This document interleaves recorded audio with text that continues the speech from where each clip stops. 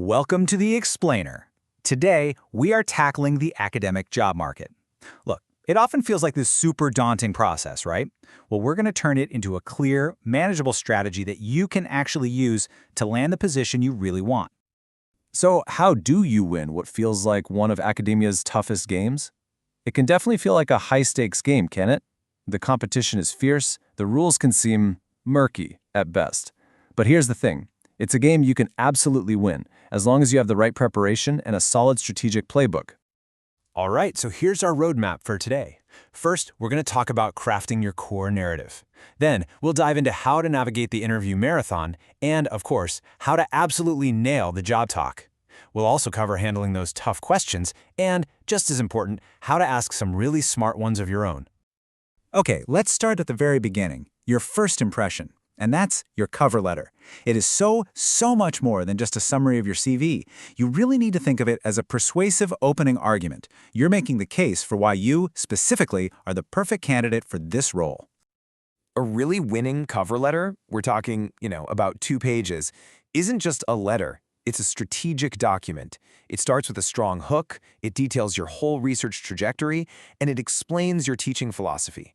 But honestly, the most crucial part is that final step, tying it all together to prove that you are the perfect fit for their department.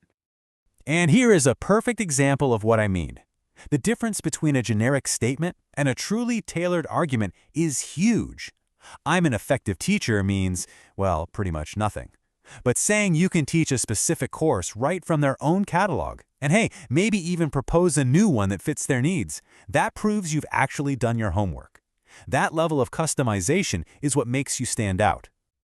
And please, remember these crucial tips. Your letter is going to be read by people way outside your subfield, so keep the language accessible. A single typo can come across as a lack of attention to detail, which, let's be honest, is a huge red flag for a researcher. And showing you know who's in the department, that demonstrates genuine, serious interest. So your amazing cover letter got their attention. Fantastic. Now comes the next phase, the interview. And you have to understand, this isn't just one conversation. It's a full-on marathon that's going to test your endurance just as much as your intellect. And that's exactly it. It's a marathon, not a sprint. The whole process usually kicks off with a short video call. But if you make it through, it can lead to an intense, multi-day campus visit where every single moment, from breakfast in the morning to the final handshake, is part of the evaluation. This is so important to remember. From the second you arrive on campus, you are always on. Every single interaction with faculty, with students, and especially with the administrative staff, it's all part of the interview. So be engaged, be courteous to everyone, because you can bet their impressions will make it back to the hiring committee. This level of scrutiny means that preparation is absolutely everything. Before you meet anyone, read their recent work. I mean it. This simple act of homework doesn't just show respect, it totally transforms the conversation. You can move beyond those generic questions and have a real substantive discussion about potential collaborations. All right, now for what is often the single most important part of the entire campus visit, your research presentation, what everyone calls the job talk. This is your big moment to shine, both as a scholar and as a communicator. The key to a great job talk is something called the rule of thirds. Think of your audience in 3 distinct groups. The first third of your presentation has to be clear enough for an undergraduate to follow. The middle third should engage the generalists in your broader field. And only in the final third do you do that deep dive for the experts. A structure like this guarantees you'll connect with everyone in the room. We all have this fear, right? You finish your brilliant talk, you're feeling great, and then someone asks a question out of left field that just completely stumps you.